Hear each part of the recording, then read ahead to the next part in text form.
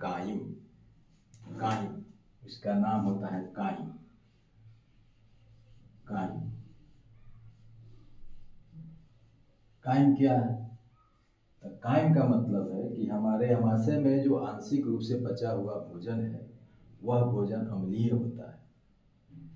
आमाशय में आंशिक रूप से पचे हुए अम्लीय भोजन को हम लोग काइम कहते हैं। अब यह जो काइम है आमाशय के बाद आएगा छोटी आंत में और वहां पर भोजन का पाचन होगा।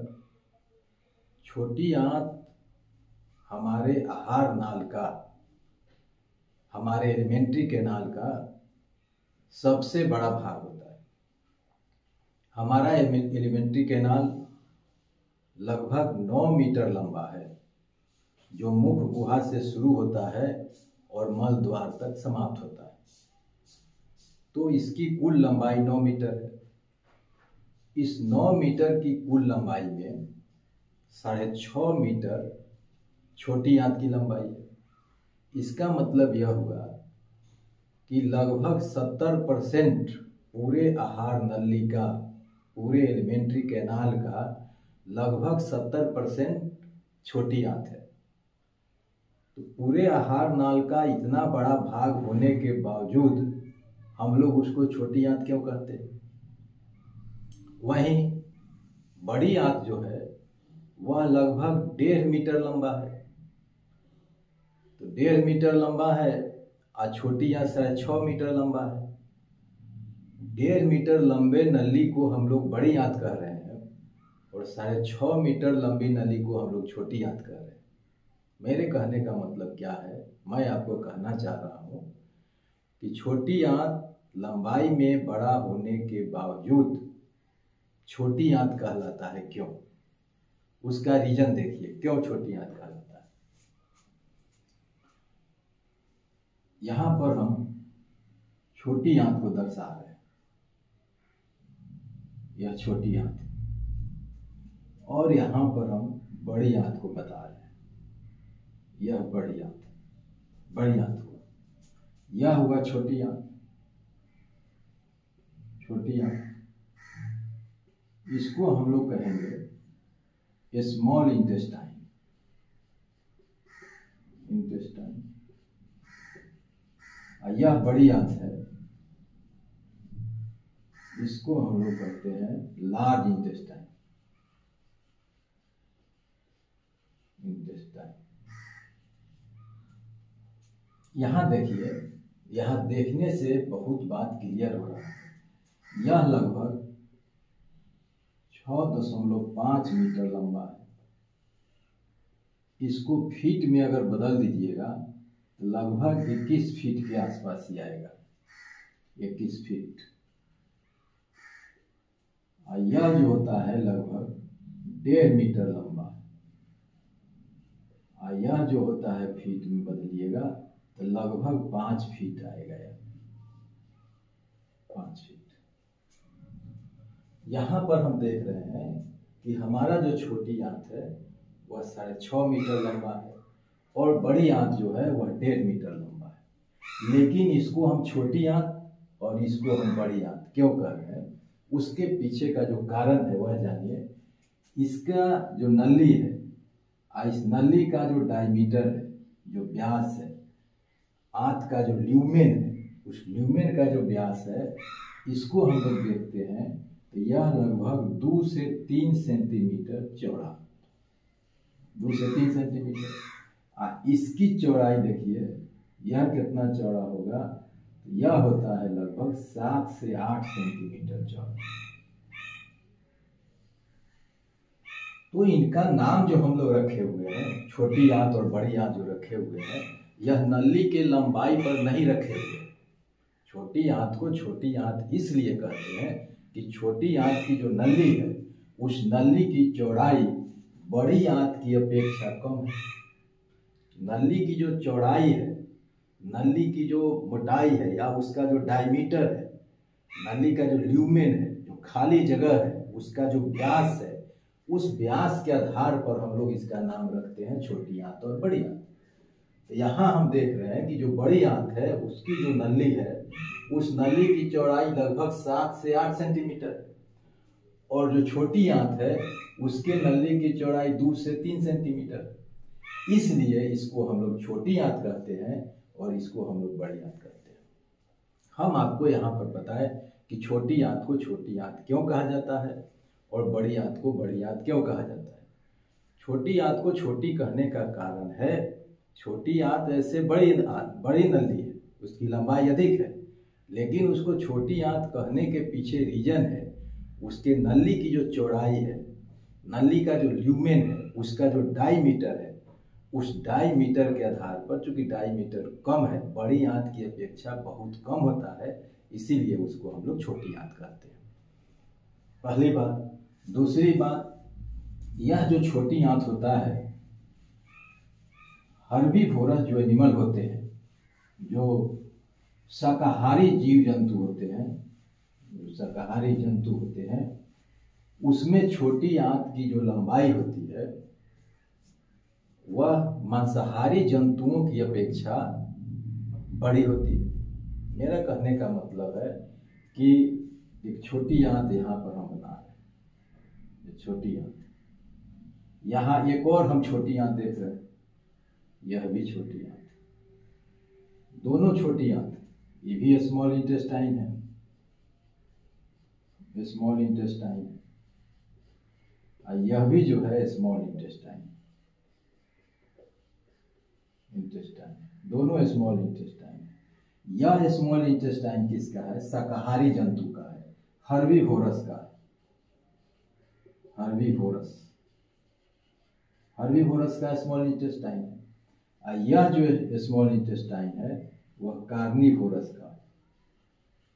यहाँ स्पष्ट रूप से हम देख रहे हैं कि हर्बीवोरस का जो स्मॉल इंटेस्टाइन होता है उसकी लंबाई अधिक होती है, कार्निवोरस का जो स्मॉल इंटेस्टाइन होता है उसकी लंबाई कम होती है। इसके पीछे रीजन क्या है? इस रीजन को हमको समझना है। हर्बीवोरस जो जीव होते हैं, इनका जो भोजन होता है वह भोजन मेनली होता है ग्रास। ये ग्रास खाते हैं, घास खाते हैं, और घास में एक कॉम्प्लेक्स कार्बोहाइड्रेट होता है जिसको हम लोग कहते हैं सेलुलोज। इसमें एक कॉम्प्लेक्स कार्बोहाइड्रेट होगा जिसको हम लोग कहेंगे सेलुलोज। और यह जो सेलुलोज होता है, घास में जो सेलुलोज होता है, उसको पचाने के लिए जो एंजाइम लगता है, जिस एंजाइम की जरूरत होती है, वह एंजाइम है सेलुलेज एंजाइम। सेलुलोज को पचाएगा कौन? Cellulase enzyme.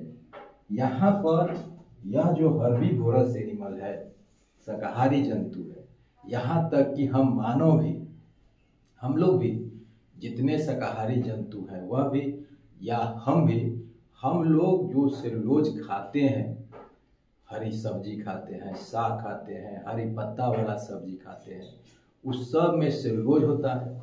लेकिन उस सेलुलोज को पचाने के लिए हमारे शरीर में कोई एंजाइम होता नहीं है, क्योंकि सेलुलोज को पचाएगा कौन? तो सेलुलेज एंजाइम पचाएगा। तो इसको पचाने वाला है सेलुलेज एंजाइम। और हमारे शरीर में या शाकाहारी जो जंतु है, जो साग सब्जी पर निर्भर होते हैं, जिनका भोजन ही ग्रास होता है, घास होता है, उसमें तो सेलुलोज की प्रचुर मात्रा होती है और उसको पचाने के लिए एंजाइम है नहीं, तो फिर पचेगा कैसे वो? तो पचने का रीजन है यहाँ पर, इसके छोटी आंत में कुछ बैक्टीरिया होते हैं, इसमें होंगे कुछ बैक्टीरिया, कुछ प्रोटोजोआ भी होते हैं, बैक्टीरिया होंगे, जीवाणु जिसको हम लोग कहते हैं, कुछ जीवाणु होते हैं। कैसे जीवाणु होते हैं? तो सिम्बायोटिक होते हैं, रिलेशनशिप सिम्बायोटिक होता है, मतलब दोनों को एक दूसरे से लाभ होता है। तो यह जो बैक्टीरिया है, सिम्बायोटिक बैक्टीरिया जो इसमें होते हैं, वही बैक्टीरिया सेलुलेज का सिक्रीशन करते हैं। इसी बैक्टीरिया से निकलता है सेलुलेज और इस सेलुलोज का पाचन करता है। मैं आपको क्या कहना चाह रहा हूँ? मैं कहना चाह रहा हूँ कि जो हर्बीवोरस एनिमल होते हैं, उस हर्बीवोरस एनिमल के भोजन में वह मुख्य रूप से ग्रास खाते हैं, तो उसके भोजन में सेलुलोज की प्रचुर मात्रा होती है, बहुत अधिक मात्रा होती है। और सेलुलोज को पचाने के लिए एंजाइम की जरूरत होती है सेलुलेज, और उसके शरीर में सेलुलेज एंजाइम बनता नहीं है। तो फिर यह सेलुलोज जो भोजन में सेलुलोज होता है वह सेलुलोज पचता कैसे है? तो पचता है इस बैक्टीरिया के द्वारा। इसके आंत में बैक्टीरिया होते हैं जो सेलुलेज एंजाइम का सिक्रीशन करते हैं। यह बैक्टीरिया सेलुलेज एंजाइम बनाता है, इसके शरीर में होता है, और इसी सेलुलेज से इस सेलुलोज का पाचन हो जाता है। तो यहाँ हम देख रहे हैं कि सेलुलोज का जो पाचन है वह डिफिकल्ट है, कठिन है, क्योंकि उसके पास अपना एंजाइम नहीं है।